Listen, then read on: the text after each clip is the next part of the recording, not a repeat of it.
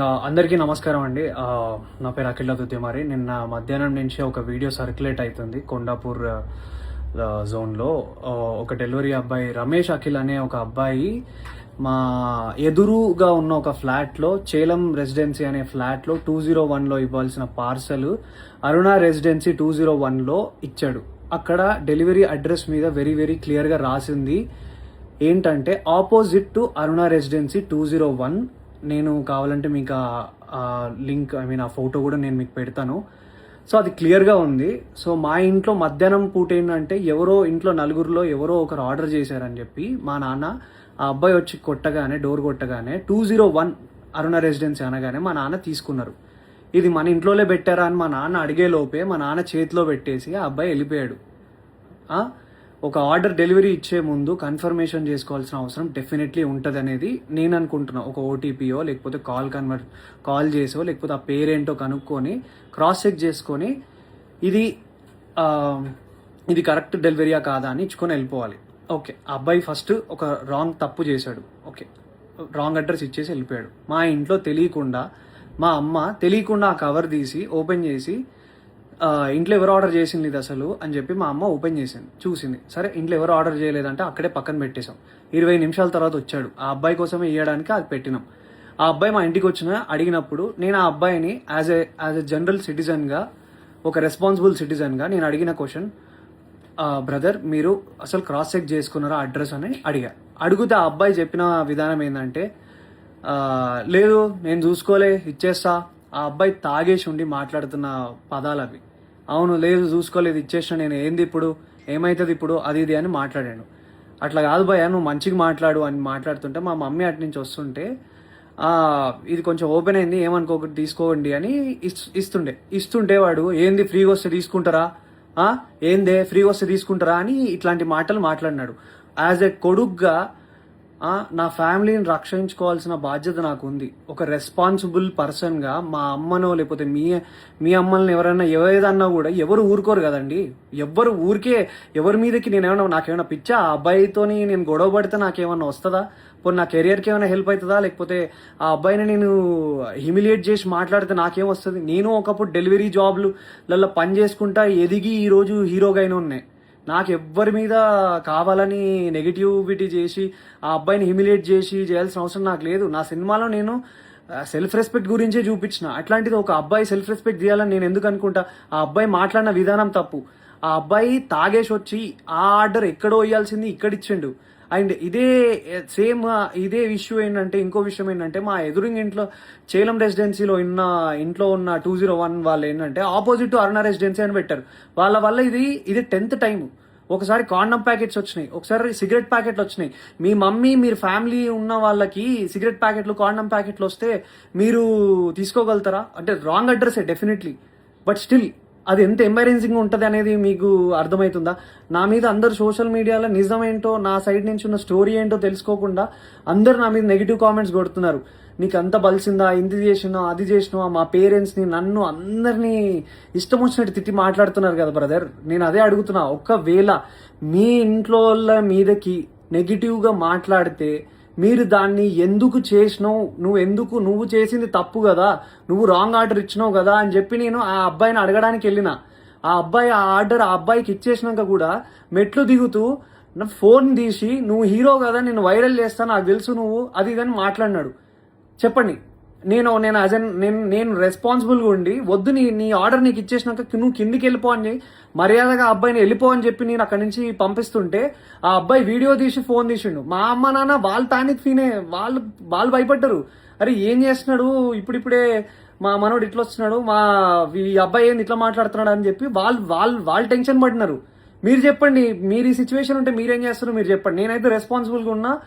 నా మీద జరిగిన ఈ అలిగేషన్ దాని గురించి నేను పోలీస్ వాళ్ళ దగ్గరికి వెళ్ళి మాట్లాడి ఫిర్యాదు చేయడం జరిగింది.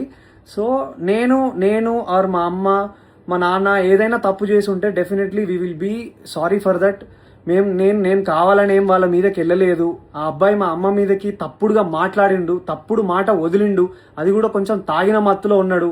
ఆయన ఏ బిల్డింగ్లో ఇవ్వాలో ఏది ఇవ్వకుండా చూసి ఇచ్చిన విధానం బట్టి నేను ఏం మాట్లాడుతున్నావురా నువ్వు, జాగ్రత్తగా మాట్లాడు, నోరు దగ్గర పెట్టుకొని మాట్లాడు అని చెప్పి నేను వాడిని అడ్రస్ చేసిన. వాడిని కొట్టడానికి నేను వెళ్ళలేదు. మీరు చూసిన ఆ వీడియోలో కూడా మా నాన్న నన్ను ఆపడానికి ట్రై చేస్తున్నాడు. దేనికి ఆపడానికి ట్రై చేస్తున్నాడు అంటే వాడు వీడియో తీస్తున్నాడు, వద్దు నాన్న అక్కడికి వెళ్ళకు, నీకేమైనా అయితే ప్రాబ్లం అవుతుందని చెప్పి మా నాన్న చెప్తున్నాడు. నేనేమో మా అమ్మ నాన్న, ఇప్పుడు మనం ఎంత కష్టపడ్డా కానీ ఏమి ఇస్తాం, మన అమ్మ నాన్నకు రెస్పెక్ట్ ఇస్తాం. అట్లాంటిది ఏ సంబంధం లేని అసలు మా ఆర్డర్ కాని దానికి మా ఇంట్లోకి వచ్చి మళ్ళీ బై మిస్టేక్ గా 20 నిమిషాల తర్వాత మళ్ళీ వచ్చి దానికి నేను ఆ అబ్బాయి వచ్చి ఇష్టం వచ్చినట్టు ఏందే ఫ్రీ వస్తే తీసుకుంటావా అని మీ ఇంట్లో ఉన్న వాళ్ళని ఎవరినన్నా అంటే మీరు ఊరుకోగలుగుతారా బ్రదర్? మీరు చెప్పండి. నాకు నన్ను ఇన్ని మాట్లాడుతున్నారు కదా, I'm able to take it. నాకు ఓకే, నాకేం ప్రాబ్లం లేదు. తప్పు నాదైతే నేను తలొంచుకొని అబ్బాయికి సారీ చెప్పడానికి నాకు ఏ ప్రాబ్లం లేదు. కానీ ఒక డెలివరీ బాయ్ ఆ అబ్బాయి ఇన్స్టాగ్రామ్ ఓపెన్ చేసి చూడండి, హుక్కా బాటిళ్లతోని ఒక బైక్కి సంబంధించిన నెంబర్ ప్లేట్ లేకుండా, కార్కి సంబంధించిన నెంబర్ ప్లేట్లు లేకుండా ఉన్నారు. అలాంటివి ఫోటోలన్నీ పెట్టుకొని, హుక్కా ఫోటోలు పెట్టుకొని ఇవన్నీ చేస్తున్న అబ్బాయి, ఒక డెలివరీ అబ్బాయి చాలా ఇన్నోసెంట్ అని మాట్లాడుతున్నారు కదా. ఆ అబ్బాయి తాగొచ్చిండో ఏం చేసి వచ్చిండో ఎవరికి తెలుస్తుంది?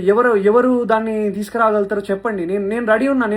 మీరు ఏదంటే అది చేయడానికి నేను రెడీగా ఉన్నా అందరికీ. And once again I request all the media and everyone people, నేను ఒక మధ్య తరగతి మిడిల్ క్లాస్ కుటుంబంలో నుంచి వచ్చిన అబ్బాయినే. నేను డెలివరీలు చేసుకొని బతికే వచ్చిన. అట్లాంటి మా అమ్మ మా నాన్న డెలివరీ అబ్బాయిలు వస్తే మజ్జిగిచ్చి పండ్లిచ్చి పంపించిన రోజులు కూడా ఉన్నాయి. మా అమ్మను ఒక మాట అన్నారు, అది తప్పు, అబ్సల్యూట్లీ తప్పు. అది అలా అనడం ఏది కూడా కరెక్ట్ కాదు. అండ్ ఒక సైడ్ డెలివరీ అబ్బాయి నా మీద ఊసింది, నా మీద అన్ని అలిగేషన్స్ చేస్తున్నారు కదా. సీసీటీవీ ఫుటేజ్ ఉంటుంది కదండి, ఆ సీసీటీవీ ఫుటేజ్ తీసుకోండి. అది కూడా చూసుకొని అప్పుడు మీరు మీడియాలో సర్క్యులేట్ చేయండి. అఖిల్ నిజంగా బలుపెక్కి కొట్టుకుంటున్నాడా అని అప్పుడు వేయండి సార్ మీరు స్టేట్మెంట్లు. అప్పుడు వేయండి సార్ మీరు ఇలాంటి మాటలన్నీ ట్విట్టర్లో మాట్లాడుతున్న ప్రతి మాటలు. ఇప్పుడు కాదు కదా సార్, ఇది తప్పు కదా. ఒక విషయాన్ని కరెక్ట్గా అది నిజమా కాదా అని తెలుసుకున్నాక ఒక ఆరోపణ వేయండి సార్. నేను 100% తప్పు చేస్తే నేను ఆరోపణ తీసుకోవడానికి నేను రెడీగా ఉన్నా. కానీ నేను తప్పు చేయకపోతే నా ఇన్స్టాగ్రామ్లో ఆయన నన్ను డిఫేమ్ చేయడానికి ట్రై చేస్తున్న అందరికీ ఏం ఆన్సర్ చేస్తారు సార్? ఏం ఆన్సర్ చేస్తారు? ట్విట్టర్లో ఉన్న వాళ్ళైనా ఆ పేజెస్లో నుంచి ఒక స్టోరీ, ఒక డెలివరీ అబ్బాయిని ఊరికే సరదాగా, నాకేం అవసరం సార్? ఒక హీరోగా ఉండి నాకేం అవసరం? ఒకసారి ఆ డెలివరీ అబ్బాయి జోలికి వెళ్తే నాకేమొస్తుంది సార్? ఆ అబ్బాయి ఏమనకుండా అంటే నిప్పు లేదా పొగ వస్తుందా సార్? చెప్పండి, మీరే చెప్పండి సార్, నాకు అర్థం కావట్లేదు. ప్లీజ్ ఈ విషయాన్ని మీరు దయచేసి అందరూ అర్థం చేసుకోండి. నేను ఏ తప్పు చేయలేదు. నేను అక్కడ జనరల్గా రియాక్ట్ అయ్యాను. మా అమ్మ మీదకి మాట్లాడితే, మా ఫ్యామిలీ మీదకి మాట్లాడితే నేను రియాక్ట్ అయ్యాను.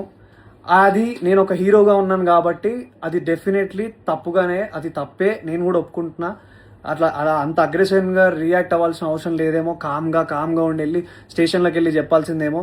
కానీ ఆ అబ్బాయి తాగిన మత్తులు ఇంకేదైనా చేస్తే ఎవరు సార్ రెస్పాన్సిబిలిటీ? సో నేను తీసుకోవాల్సి వచ్చింది. అండ్ ఆ అబ్బాయి క్లియర్గా బ్లాక్మెయిల్ చేస్తున్నాడు. నా వీడియో తీస్తా అని చెప్పి ఆ వీడియో పెట్టాడు. అండ్ ఇది నేను చెప్పాలనుకుంది ఇది సార్. ఇంకా మీ ఇష్టం. Thank you. జై హింద్. ఆర్డర్ అయితే ఎవరు తీసుకునే పర్సన్ తీసుకుంటు కదా, ఆయన చెప్పాలి కానీ ఆర్డర్ కాదని చెప్పి చెప్పలేదు. షార్ట్ బుకింగ్ ఉంటేనే అది డెలివరీ అవుతుంది. ఇప్పుడు ఏమైందంటే మనోడు ఇంటర్వ్యూ ఇప్పుడు డెలివరీ వాళ్ళ మీద బ్లేమ్ చేస్తున్నారు వాళ్ళు. వాడు మమ్మల్ని తిట్టిండు, అది చేసిండు, ఇది చేసిండు అని చెప్తున్నాడు. నేను ఒక్క మాట ఇప్పుడు ఎవరైనా ఎందుకంటే నేను కొట్టలేక కాదు, కొట్టొచ్చు, కానీ నేను నాకు ప్రూఫ్ కావాలి. నేను తప్పులు వాయిస్ విన్నారంటే అనుకోవచ్చు బ్రో. అక్కడ ఒక అమ్మ కూడా ఉన్నారు కదా, ఇట్లా తీసి మరి ముఖంలో ఇట్లా సందులో తీసి ముఖం ఉంచింది నా మీద. ఎందుకు ఫస్ట్ ఆఫ్ ఆల్ నా మీద ఉంచడానికి ఎవరు రైట్ ఇచ్చారు? ఫస్ట్ ఆఫ్ ఆల్ నా మీద ఉంచడానికి ఎవరు రైట్ ఇచ్చారు?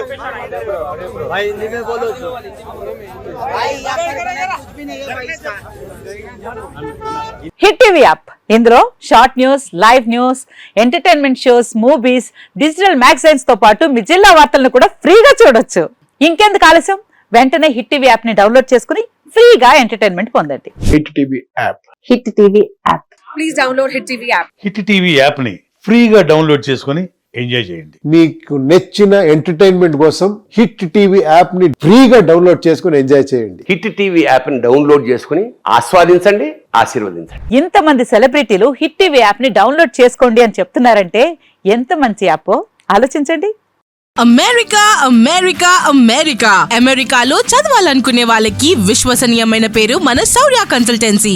UK లో 1 year masters, UK లో 1 year masters, 2 years work permit up to 5 years visa. Contact Saurya Consultancy. Contact 89851 89851.